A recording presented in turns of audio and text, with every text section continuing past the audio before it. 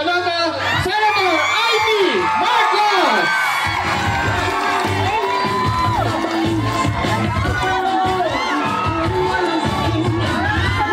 Magandang gabi! Kumusta na kayo? Nakatapos na naman tayo.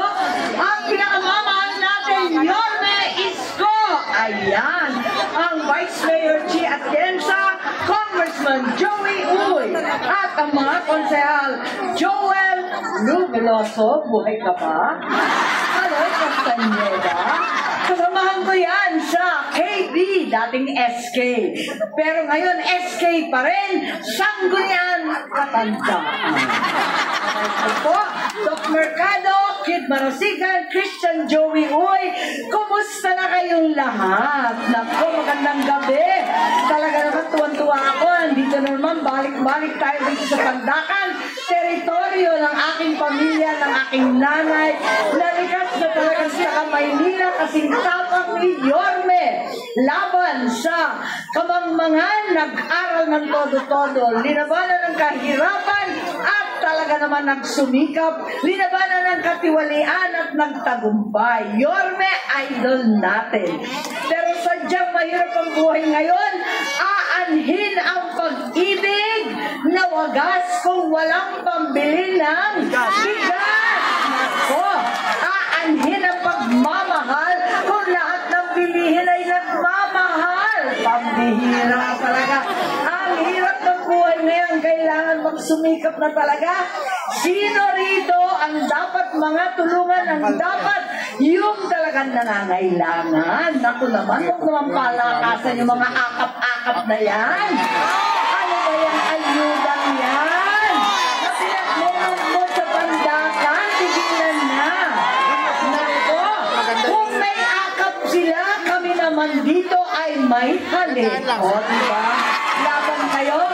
Sino rito ang mga solo mommy, ang mga nanay, nanatay at tanay? Naku, tulungan natin ang mga solo mommy sa kabila ng Magna Carta nila. Alam naman natin na kulang pa rin ang kinikita dahil solo flight nga. Walang inaasahan, walang sustento, wala pang panahon paano, ngarag sa trabaho at sa anak. Higit sa lahat, walang love life, walang jowa. Pero minsan, masaya na rin ang tigang. Go! Ayan. Sino rito yung mga lolo and lola, seniors na? O, diba? Ang mga seniors sa wakas, meron na tayong binibigay na social pension sa ating mga senior. Nahanapan ko yan ng pera. 2024 hanggang ngayon, 1,000 kada buwan sa pinakamahihirap na seniors. Konting tulong para sa pagkain, gamot at lahat ng kinakailangan.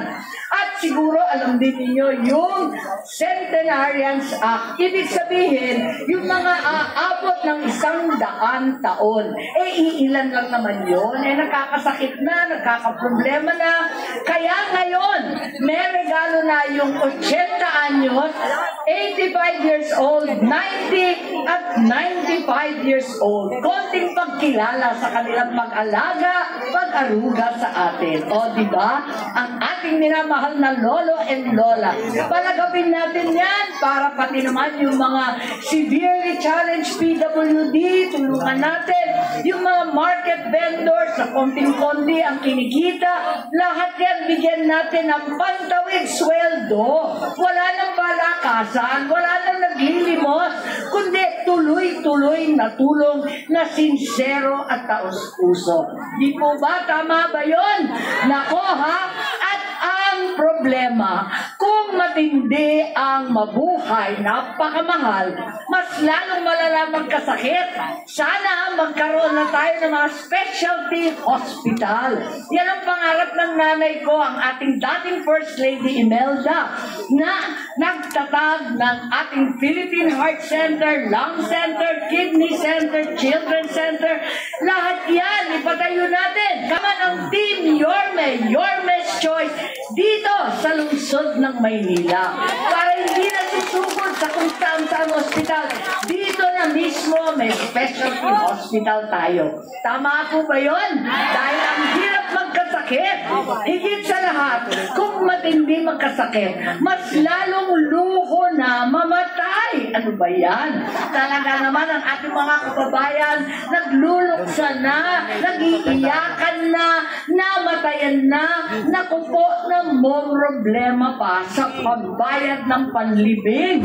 Kaya kinakailangan, ilibre na natin yan para sa mahihirap. At meron na akong panukala dyan, magiging batas na, hanapan ng pondo na maibigay yan sa ating mga mambayan. Nako, deserve natin ang lahat ng serbisyo sa lungsod ng Maynila. Deserve natin ang the service sa City Hall, the service sa Senado.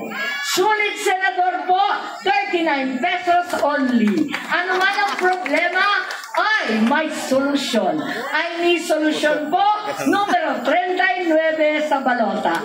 Maraming salamat po. Mabuhay ang Maynila. Mabuhay ang Yorme's Choice.